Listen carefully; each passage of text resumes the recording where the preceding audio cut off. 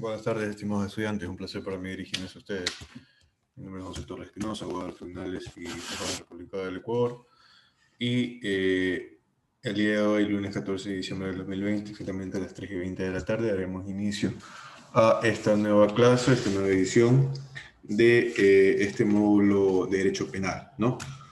Para esto, en primer lugar, quisiera hacer una retroalimentación de lo que fue el deber enviado a la plataforma anteriormente, que, si no me equivoco, fue desde el artículo 405 hasta el 408 del Código Orgánico Integral Penal. Voy a escuchar las intervenciones de 2 o 3 estudiantes, ¿no? Ahora, empezaremos, por favor, con Patricia Pardo. Buenas tardes, Patricia. Recordando que aquí se podrá calificar lo que es la participación en clase, con lo cual podrán tener 1.5 o 2 puntos adicionales al final del parcial. Escuchamos, por favor, a Patricia Pardo, por favor.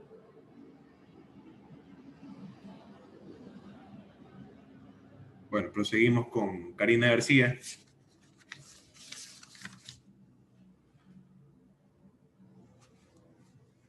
Karina García, por favor.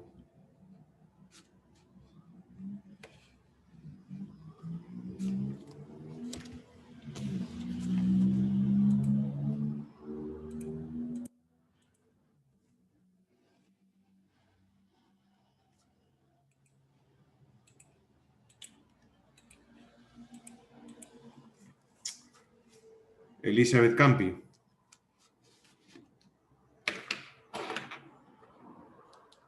Buenas tardes. Buenas tardes. A ver, buenas tardes.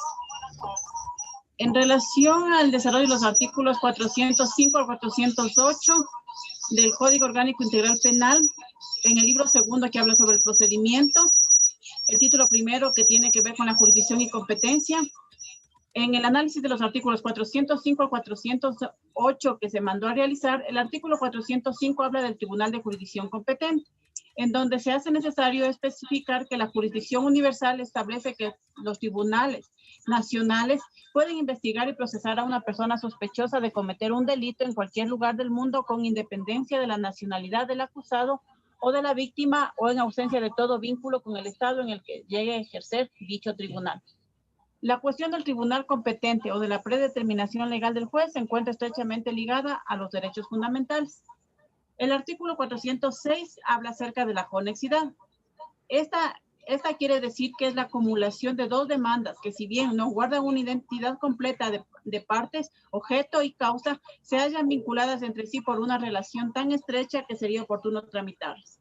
El 407 habla de los actos procesales extraterritoriales y este principio, así establecido, se conoce con el nombre del principio de territorialidad exclusiva y tiene como justa contestación aquel otro que se expresa que en consecuencia de la ley penal de un Estado no puede jamás tener vigencia en el territorio de otro Estado.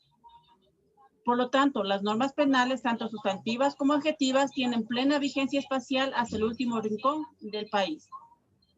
Y finalmente el artículo 408 que habla de la validez de los actos procesales extraterritoriales, en donde se propende a que la ley siga al nacional o extranjero que comete un delito en el extranjero, siempre que éste altere la tranquilidad del país, de sus habitantes o de las instituciones de la República, considerándose que el delincuente aún no ha sido juzgado en otro Estado y porque el sujeto activo del delito se encuentra inmerso en que el nacional o extranjero que cometiere fuera del territorio nacional delito contra la personalidad del Estado será reprimido conforme a la ley ecuatoriana. Esas son las ideas más principales que pude extraer del trabajo, doctor. Muchas gracias, Elizabeth, por tu acertada intervención. Proseguimos con Jessica Wilka, por favor. Buenas tardes, doctor. Bueno, Buenas tardes. de acuerdo a la tarea enviada de desarrollar los artículos 405 al 408, discernimos ciertos puntos importantes. Entre ellos tenemos el 405, que es el Tribunal de Jurisdicción y Competencia. Como ya sabemos, habla de tanto qué es la jurisdicción y la competencia. Y decimos, por tanto, que los jueces tienen jurisdicción, que pueden ser definida como la facultad de juzgar y hacer ejecutar lo juzgado. La medida de dicha jurisdicción es la competencia, nos establece un límite al cual puede llegar. Esto es el marco reducido y específico y concreto dentro del cual actúa y se manifiesta el juez. Ahora bien, el 406, que nos habla de la conexidad, cuando se cometen infracciones conexas entre dos o de la misma o distinta gravedad. Se entenderá que existe conexidad de delitos cuando se hayan cometido simultáneamente por varias personas reunidas o por varias personas en diversos tiempos y lugares, en virtud de conciertos entre ellas, reuniones o por procurarse los medios para cometer otro, para facilitar su ejecución o para llevarlo a cabo, consumarlo o para asegurar la impunidad. Bueno, en el 407, los actos procesales extraterritoriales, vemos este artículo muy importante en el cual la o el fiscal podrá practicar dentro del territorio nacional reconocimientos, instrucciones u otras diligencias con el afán de recopilar las evidencias y también en lugares donde no se ejerce sus funciones. En el último artículo 408 vemos la validez de los actos procesales extraterritoriales. En la acumulación en materia penal se rige por las normas que regulan el concurso de infracciones, como bien sabemos nosotros. Concurso real o concurso ideal, dependiendo de cada caso, lógicamente, puede darse por otras causas, como cuando en un proceso se ha producido división de contingencia y luego coincidencia en la misma instancia o en el mismo recurso, para lo cual se aplica la norma como es supletoria, que nosotros sabemos que es la del COGER. Eso, doctor, en cuanto a la tarea. Listo, muchas gracias, Jessica, por tu explicación. Ok, ahora empezaremos entonces con la clase del día de hoy, específicamente con el título 2 del libro segundo del Código Orgánico Integral Penal, que trata acerca de los artículos 409 y 410 del Código Orgánico Integral Penal referentes al ejercicio de la acción penal. Para adentrarnos al tema es necesario citar al jurisconsulto español Emilio Gómez Orbaneja, que en materia penal manifiesta que es el derecho de sancionar, o que el derecho de sancionar corresponde al Estado, y la acción penal se encamina a que se realice la aplicación jurídica del derecho penal, para lo cual es necesario que alguien legitimado ejercite la acción penal. Asimismo, según el artículo 409 del Código Orgánico Integral Penal, afirma que esta acción es de carácter público. Si hablamos de carácter público, mencionamos que las personas pueden visualizar los avances de su proceso, del que estén interesados, en el sistema SACHE y proceder mediante su abogado a la revisión de expedientes, en el sistema SACHE o en el sistema de fiscalía, noticia criminis, ¿no?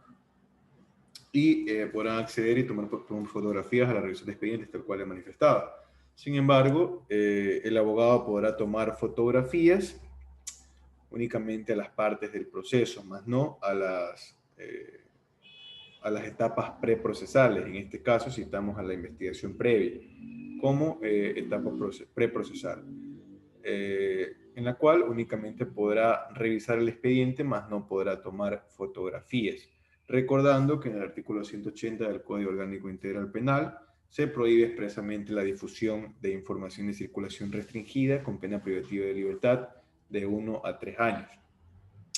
Mencionando en el numeral 2 de este artículo la información producida por la Fiscalía en el marco de una investigación previa. En este caso, las personas que deben precautelar esta información son los fiscales y los secretarios quienes deberán estar en constante alerta cuando los abogados revisen expedientes, ¿no? Proseguimos con el artículo 410 del Código Orgánico Integral Penal, que menciona que el ejercicio de la acción penal puede ser de dos clases, puede ser pública o puede ser privada. Respecto al ejercicio público de la acción, el jurista Walter Guerrero manifiesta que la acción es una institución de orden público que ha sido establecida por el Estado, a través de la cual los representantes del Ministerio Público y las personas particulares llevan a conocimiento del órgano de la función jurisdiccional competente el cometimiento de una infracción a fin de que se inicie el proceso en contra del infractor. Eso podemos entender como acción. Con esta acertada premisa, entendemos que Fiscalía impulsará acción penal pública por la mayor parte de los delitos en el Código Orgánico Integral Penal, excepto los que se manejan por acción penal privada, que se detallarán en lo posterior en esta clase. Y el conocimiento de la acción penal podrá darse ya sea por delito flagrante y según lo establecido en el artículo 581 del Código Orgánico Integral Penal, es decir, se podrá conocer, o las formas de conocer la infracción penal serán las siguientes, además de la flagrancia.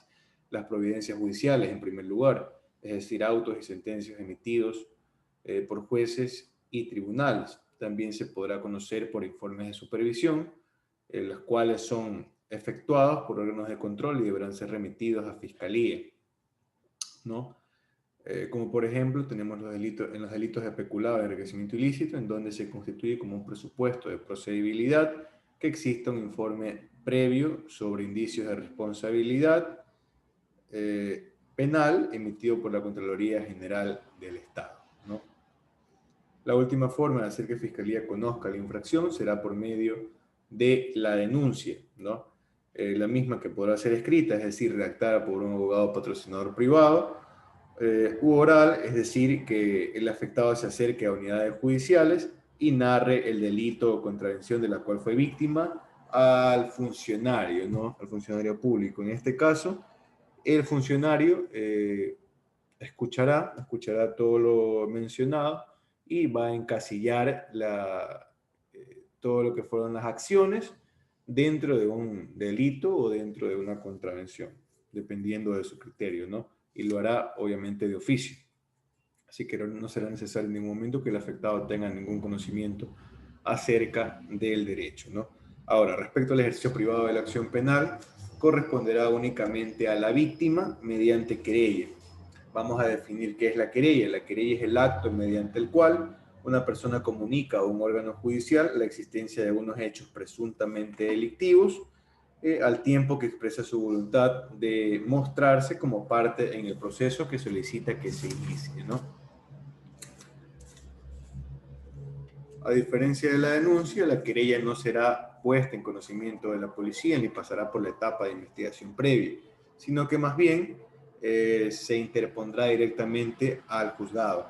El procedimiento para el ejercicio privado de la acción penal se detalla desde el artículo 647 hasta el artículo 651 del Código Orgánico Integral Penal y se detallará en clases posteriores de este curso, lógicamente cuando lleguemos a estos artículos especificados en el folleto, ¿no?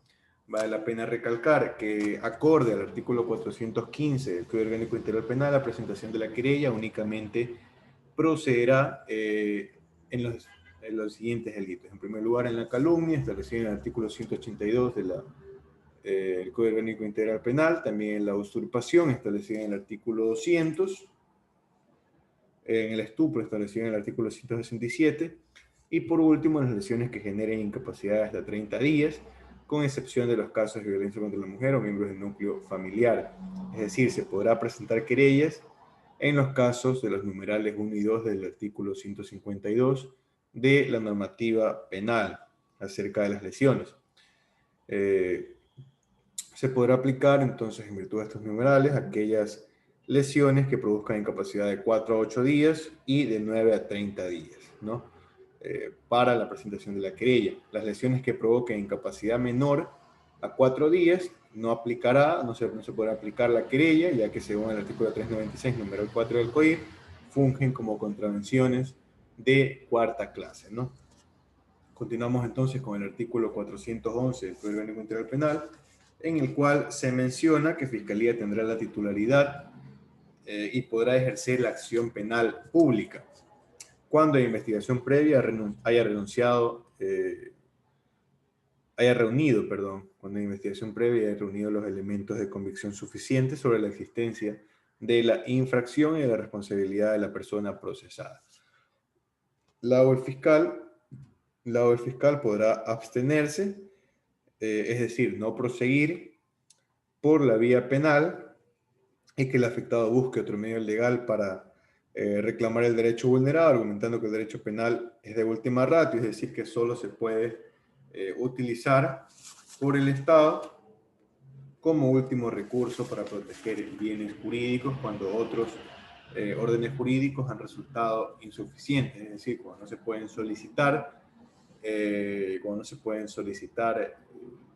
por la vía civil o cuando han afectado directamente a bienes jurídicos especialmente protegidos como la vida, libertad e integridad. Allí no se podrá aplicar el principio de mínima intervención penal, ¿no? Y el principio de oportunidad. La abstención, en base al principio de oportunidad, se dará o se podrá argumentar cuando existan causales de prejudicialidad, de procedibilidad o por cuestiones previas. Con esta premisa vamos a estudiar el artículo 412 del Código Orgánico Integral Penal acerca del principio de oportunidad. El mismo se afirma que el fiscal podrá abstenerse a iniciar o podrá desistir de la investigación penal que ya se encuentra en curso en dos circunstancias bien delimitadas. En primer lugar, tenemos el caso en que las infracciones serán sancionadas con una pena privativa de libertad de hasta 5 años, es decir, de 5 años o menos de pena privativa de libertad. Sin embargo, obligatoriamente el fiscal deberá tramitar aquellas infracciones que sean de interés público. Entendemos interés público como un ejemplo los casos de farándula. Esto se considera como interés público y no podrá abstenerse el fiscal de conocer la causa o de impulsar la causa, mejor dicho. Como segunda circunstancia de aplicación del principio de oportunidad, citamos aquellas infracciones culposas en las que el investigado o procesado sufre un daño físico grave que le imposibilite llevar una vida normal y que por ende el procesado entraría en un grupo de atención prioritaria según establecido en el artículo 35 de la Constitución de la República del Ecuador. Entendemos entonces por infracciones culposas aquellos tipos penales, es decir, aquellos delitos en los cuales se especifique la palabra culposa dentro del código. Solamente serán culposas aquellos delitos que lo manifiesten expresamente en la tipificación, valga la redundancia, del tipo penal, ¿no? Eso respecto a los delitos. Ahora, en cuanto a las cuestiones de tránsito, las infracciones de tránsito siempre serán culposas, tal cual lo establece el artículo 371 del Código Orgánico Integral Penal. En el último inciso de este artículo 412, el legislador menciona delitos en los cuales será imposible la aplicación del principio de oportunidad. Entre estos tipos penales tenemos los siguientes. Empezamos, los delitos por graves violaciones a los derechos humanos y delitos contra el derecho internacional humanitario, que son, por ejemplo, los que se especifican en el artículo 79 hasta el artículo 139 del Código Orgánico Integral Penal. También los delitos contra la integridad sexual y reproductiva establecidos en el artículo 164 hasta el artículo 175 del Código Orgánico Integral Penal. Delincuencia organizada establecida en el artículo 369. Violencia contra la mujer o miembros del núcleo familiar establecidos del artículo 155 al 158, lo que respecta a delitos, y la contravención establecida en el artículo 159 del COIP. La trata de personas establecido del artículo 99 al 94, los delitos contra la migración, específicamente el tráfico ilícito de migrantes, establecido en el artículo 213, los delitos de odio establecidos en el artículo 177, los de sustancias catalogadas sujetas a fiscalización, que son un cúmulo de artículos, establecidos del artículo 219 al 228, y por último tenemos los delitos contra la estructura del Estado Constitucional de Derecho y Justicia. Tenemos como ejemplo dentro de esta clasificación peculado, cohecho, entre otros, que se encuentran establecidos en el artículo 336 hasta el artículo 370 del COIP, ¿no? Como lo antes mencionado, avanzaremos según el artículo 413 también del COIP, el mismo que especifica que la forma en la cual se podrá tramitar el mencionado principio de oportunidad será por medio de una audiencia, ¿no? Es así como que cuando el fiscal lo crea conveniente y de manera obligatoria, deberá solicitar una audiencia para que en virtud del derecho a la defensa, ambas partes, es decir, fiscalía y la parte accionante o la que busca que se impulse en este caso la investigación previa, podrán justificar por qué procede o por qué no procede este principio de oportunidad, ¿no? En esta situación existen dos posibilidades. La primera, en la cual el juez esté de acuerdo con la decisión del fiscal y que por ende, sin posibilidad de impugnación, se acepte la abstención del fiscal y que el afectado, asimismo, busque o persiga por la vía civil el reconocimiento y reparación integral de los perjuicios derivados de la supuesta infracción, ¿no? La segunda posibilidad es que no se acepte por parte del juzgador el criterio de aplicación del principio de oportunidad. En este caso, el juez enviará dentro de los 3 días siguientes al o el fiscal superior para que éste constate si se cumplen o no los requisitos de aplicación del principio, ¿no? y pueda ratificar o revocar dicha decisión. Aquí de nuevo existirán dos probabilidades o dos posibilidades. La primera, en la cual el fiscal revocará la aplicación del principio y el caso pasará al conocimiento de otro fiscal. Si se ratifica la aplicación, se remitirá lo actual al juzgador de la causa para que él declare la extinción del ejercicio de la acción penal. Estas son las dos posibilidades. Ya revisado lo que es el principio de oportunidad, será necesario revisar la segunda razón en la cual o por la cual un fiscal podrá abstenerse de ejercer la acción penal. Hablo específicamente de la prejudicialidad establecida en el artículo 414 del Código Orgánico Integral Penal. Según Humberto Sierra, ex juez de la Corte Constitucional Colombiana, la prejudicialidad se presenta cuando se trata de una cuestión sustancial, diferente pero conexa, que sea indispensable resolver por sentencia en proceso separado, bien ante el mismo despacho judicial o en otro distinto, para que sea posible decidir sobre lo que es materia de litigio o de la declaración voluntaria en el respectivo proceso que debe ser suspendido hasta cuando aquella decisión se produzca. Respecto a la prejudicialidad, el derecho penal ecuatoriano, será necesario o será didáctico, así establecer un ejemplo, ¿no? Un ejemplo para entender la naturaleza jurídica de la prejudicialidad. Entendemos entonces que si una persona ha sufrido la destrucción de su bosque privado por incendio ocasionado por otra persona, inicia al mismo tiempo, o podrá iniciar, mejor dicho, al mismo tiempo, acciones civiles y penales contra el infractor, demandado ante el juez civil por las obligaciones civiles y ante el juez penal acusándole por delito de incendios forestales y de vegetación establecido en el artículo 246 del Código Orgánico Integral Penal, para que se le condene a sufrir las penas privativas de la normativa, las penas previstas en la normativa, ¿no? Entonces, en virtud de esta premisa, nada raro sería que una vez tramitadas procesalmente y simultáneamente ambas acciones de manera independiente, el juez de lo civil le condene al pago de daños y perjuicios, en tanto que el tribunal penal le absuelva. Si esto pasara, existiría una grave contradicción jurídica y un ridículo contrasentido, por lo cual se establece, o esa es la razón por la cual se establece el principio de prejudicialidad, con el fin de evitar este tipo de sucesos. Y asimismo el COIP en el artículo 414 menciona que el fiscal podrá aplicar el principio de oportunidad cuando la acción penal dependa de cuestiones prejudiciales. Ya con lo anteriormente mencionado se ha explicado lo que es la prejudicialidad, que determina que deberá entonces resolverse el caso civil para poder proseguir con el caso penal, ¿no? Asimismo, ya estudiado el ejercicio de la acción penal, procederemos a estudiar cuándo se extingue el ejercicio de la acción penal. Esto lo encontramos en el artículo 416 del Código Orgánico Integral Penal, que menciona que no se podrá iniciar o proseguir con la acción en las siguientes situaciones. En primer lugar, cuando existe la amnistía. ¿Qué es la amnistía? Implica una renuncia por parte del Estado o por su potestad soberana de perseguir y castigar determinados delitos que se encuentran en nuestro país. En su aplicación práctica simula el olvido, simula borrar la memoria, logra la inexistencia de un hecho a pesar de lo que ocurrió en la historia. Por tal, es una medida que extingue la acción penal y la condena en todos sus efectos, con excepción, lógicamente, de las indemnizaciones civiles, toda vez que tiene en cuenta la infracción y no las personas que en ella intervinieron ni que tal vez salieron afectadas por esta cuestión, ¿no? Entonces, borra lo que es la acción penal, más no las remuneraciones o más no las indemnizaciones que se podrán dar en virtud del derecho civil, ¿no?